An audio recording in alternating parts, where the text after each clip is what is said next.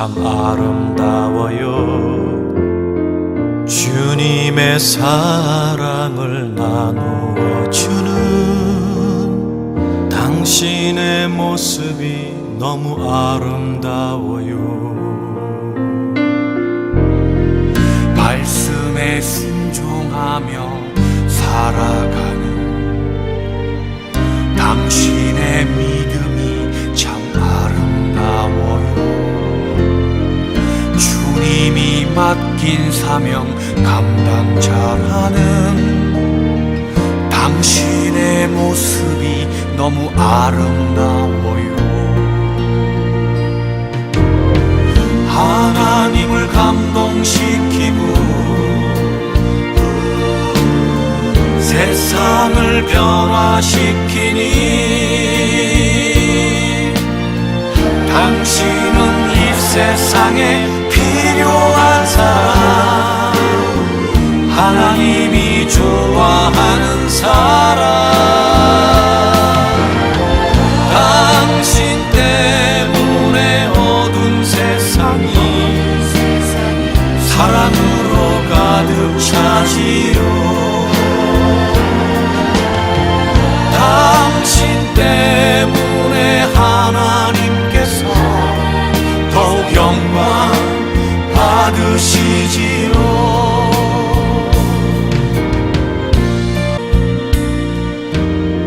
주님의 은혜로 살아가는 당신의 모습이 참 아름다워요. 주님의 사랑을 나누어 주는 당신의 모습이 너무 아름다워요. 하나님을 감동시키고 세상을 변화시키니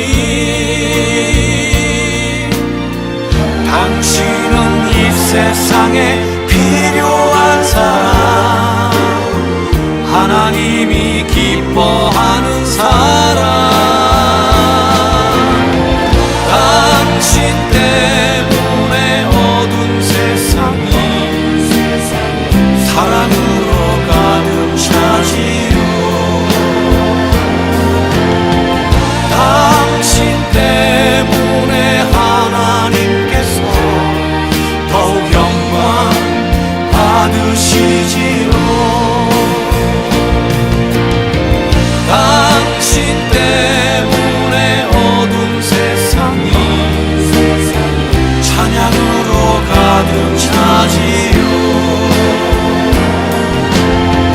당신 때문에 하나님께서 더욱 영광 받으시지요. 더욱 영광 받으시지요.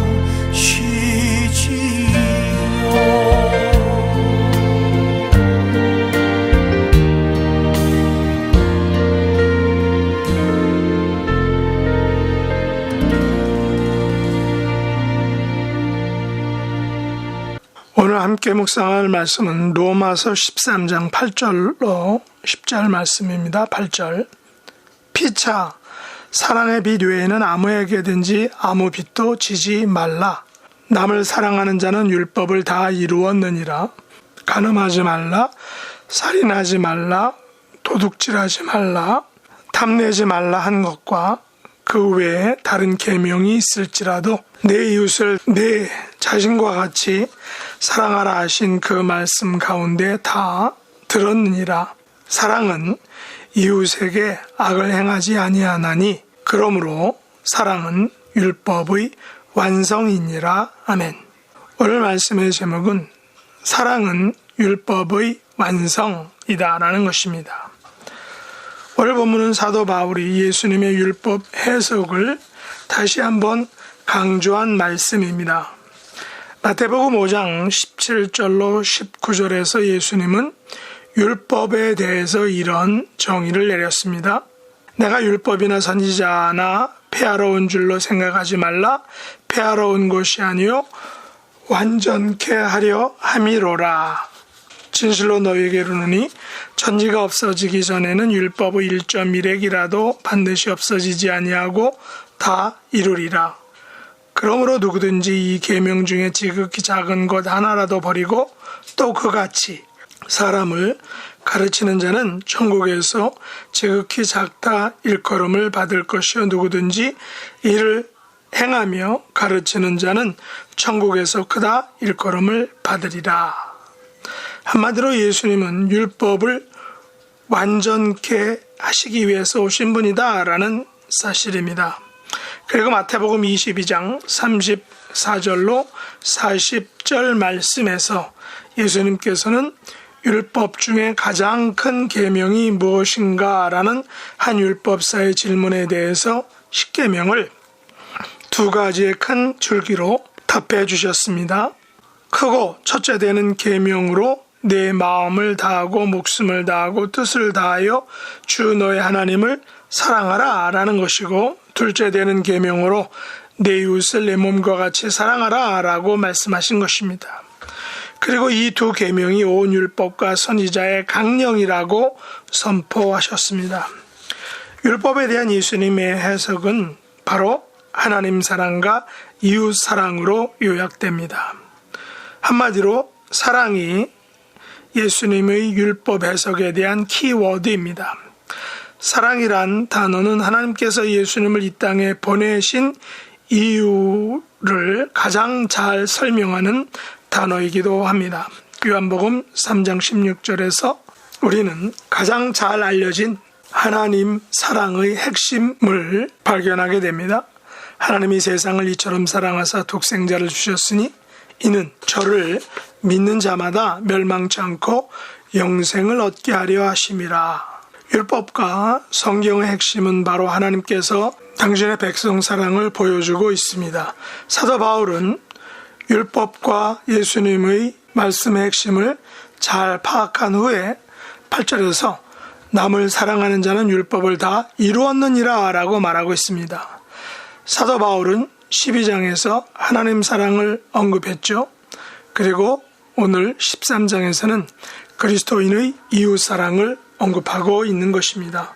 10계명 중에서 5계명부터 10계명까지 6개 조항은 모두 이웃 사랑에 대한 계명입니다. 살인과 간음과 도둑질과 탐심, 그리고 그 외에 다른 계명이 모두 이웃 사랑에 포함되는 것입니다.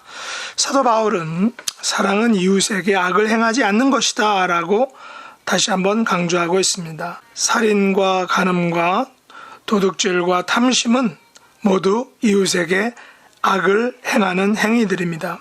그렇다면 이웃 사랑은 이 같은 악행을 금하는 것을 전제하고 있는 것입니다. 사도 바울은 피차 사랑의 배 외에는 아무에게도 아무 빚도 지지 말라라고 권면합니다.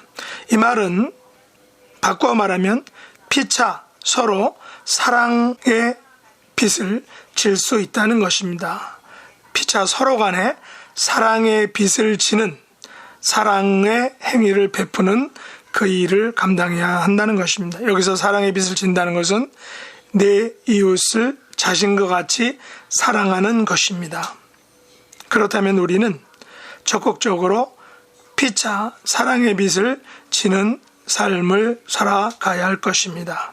다시 말해서 서로 간에 이웃을 자신과 같이 사랑하는 삶을 서로가 피차 살아가야 한다는 것입니다. 이런 삶이 바로 율법을 완성하는 삶이다 라고 예수님께서 말씀하시고 또한 사도 바울이 재강조한 것입니다. 이것이 바로 율법을 다 이루는 삶의 모습이다 라고 말씀하고 있는 것입니다. 이 같은 사랑의 극치, 사랑의 하이라이트는 바로 예수님의 십자가에서 보여주신 사랑입니다. 예수님께서는 십자가에서 물과 피를 흘려 돌아가심으로 우리에 대한 사랑을 완성하셨습니다. 인간의 죄로 인한 사망의 벌을 대신 받으심으로 우리에 대한 사랑을 직접 보여주신 것입니다. 그래서 예수님의 십자가 사랑은 곧 율법의 완성을 의미하는 것입니다. 그러면 왜 하나님께서 예수님을 통하여 이 같은 율법을 완성한 사랑을 보여주신 것일까요? 그것은 우리들도 예수님과 또 하나님께서 보여주신 그 사랑의 빛을 지는 삶을 살라라고 말씀하고 있는 것입니다. 십자가의 사랑을 받은 우리는 받은 그 사랑의 빛을 이웃과 세상에 다시금 보여주어야 하는 것입니다. 세상과 이웃에 이런 사랑을 보여주는 저와 여러분의 삶이 될 수 있기를 예수님의 이름으로 축복합니다. 기도하겠습니다. 하나님 아버지, 저희들을 사랑하사 독생자 예수님을 십자가에 못 박으시고 죄와 사망의 문제를 해결해 주신 것을 감사합니다. 그 사랑을 받은 우리도 세상과 이웃에게 그 사랑을 보여줄 수 있기를 원합니다. 그래서 율법을 이루는 삶을 살기를 원합니다. 피차 서로 간에 사랑의 빛을 지는 삶을 살아 율법을 완성하신 예수님의 그 삶을 본받고 따라가는 저희들이 될 수 있도록 인도해 주시옵소서. 예수님의 이름으로 간절히 기도드리옵나이다. 아멘.